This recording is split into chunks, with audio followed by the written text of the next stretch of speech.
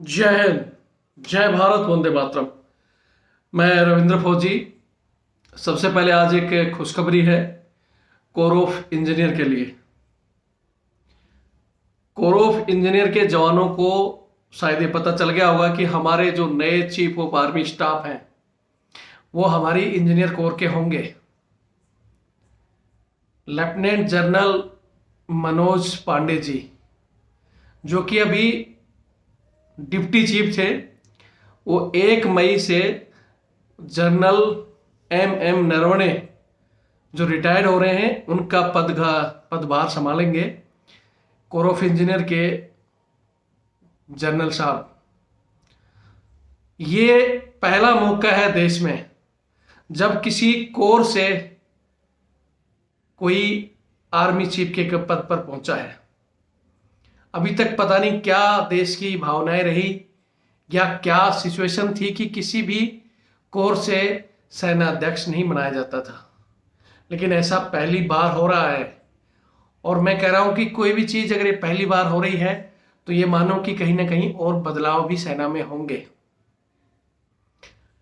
एक कोर से आदमी अगर वहां पहुंच रहा है तो मैं उनकी काबिलियत पर मुझे पूरा भरोसा है कि वो सेना में जो ये फटीकबाजी चल रही है ना, उस चीज को बंद करेंगे। क्योंकि कोर ऑफ इंजीनियर में पहले भी बहुत सी चीजें जो आज भी इन्फेंट्री के जवानों को परेशानियां हैं, वो कोर ऑफ इंजीनियर में बहुत चीजें पहले से ही बंद, जैसे चूना गेरू वगैरह।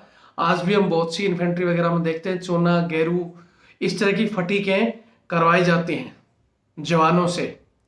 लेकिन कोर ऑफ इंजीनियर में बहुत दिन पहले से ही ये चूना गेरू एक अच्छे अधिकारी ने बंद कर दिया था, क्योंकि ये अननेसेसरी जवानों को तंग करने का और एक ड्रामाबाजी है फौज का, जिसमें फौज की मैन पावर का भी मिसयूज होता है और अननेसेसरी खर्चा होता है, जिसको किसी अच्छे अधिकारी ने बंद किया था।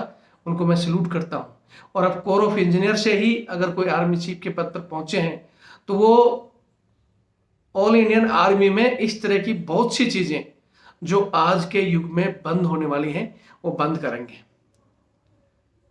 कोर ऑफ इंजीनियर में जो आज ये जो हमारे जवान जो ये कटिंग कर रहे हैं, दाव वगैरह चलाना और बहुत सी बीमारियां हैं जो इंजीनियर कोर में टेक्नोलॉजी के हिसाब से चेंज कर दी गई हैं।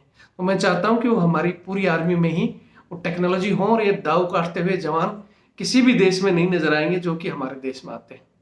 जैसे साहब तक घास कटाई जाती है। तो मैं चाहता हूं कि हमारे कोर ऑफ इंजीनियर के जो सेनाध्यक्ष जी बने हैं इस बात पर जरूर गौर करें। दूसरा है कि खासकर इन्फेंट्री वालों को ही ज्यादा शौक रहता है ये 8-8, 10-10 सहायक रखना, ये दिखावा ड्रामा करना कि मैं इतना हूं, मेरे पास 10 सहायक हैं मेरे पास। ये भी कोर में बहुत कम होता है। तो मैं चाहूंगा कि वो इस पर भी नजर गड़ाएं और इस बीमारी को भी, ये सेना में सबसे बड़ा दाग है। हालांकि ये सेना और पैरामिलिट्री दोनों में ही है। हालांकि सिविल पुलिस महकमे में भी इस तरह की बीमारियां हैं। और बहुत से अफसर से हमारी बात होती है तो कहते हैं कि साहब ये आप आर्मी के पीछे क्यों पड़े हो, पैरामिलिट्री के अफसरों को क्यों बोलते हो, सिविल में देखो ये भ्रष्टाचार सिविल में भी चल रहा है। तो भाई साहब मैं यही कहना चाहता हूं कि मुझे मेरा घर साफ चाहिए। मैं जिस घर से हूं, बोलते हैं ना आर्मी का मैं नमक आज भी खा रहा हूं, मेरी 3 पीढ़ियां पहले से खा रही थी, आज भी और आगे भी खाएंगी। तो मुझे पहले मेरा घर में साफ करूंगा, तब दूसरे को बोलूंगा कि हाँ जी आज मेरे घर में ठीक हो गया तो आप भी करो। तो जो अधिकारी हमें ये चीज कहते हैं कि आप अपने अधिकारियों के पीछे, हम अधिकारियों के पीछे नहीं पड़े, हम हमारे सिस्टम में फैले कचरे को साफ करने में लगे हुए हैं। मैं चाहता हूं कि ये अंग्रेजों के द्वारा जो प्रथा चलाई गई थी, बूट पुलिस, कुत्ता घुमाना, इस तरह के काम नए सेनाध्यक्ष जी इस पर ध्यान देंगे और इन चीजों को बंद करेंगे। और बहुत सी बीमारियां हैं छोटे छोटे, मैं जब भी समय मिलेगा लेटर के द्वारा, फोन से, या जब भी मुझे मौका मिला तो इनको इन चीज़ों से अवगत कराएंगे। और हमें उम्मीद है कि कोर ऑफ इंजीनियर के होने के नाते बहुत सी चीज़ें जो सेना में बदलाव होने वाले हैं वो करेंगे। जय हिंद, जय भारत, वंदे मातरम।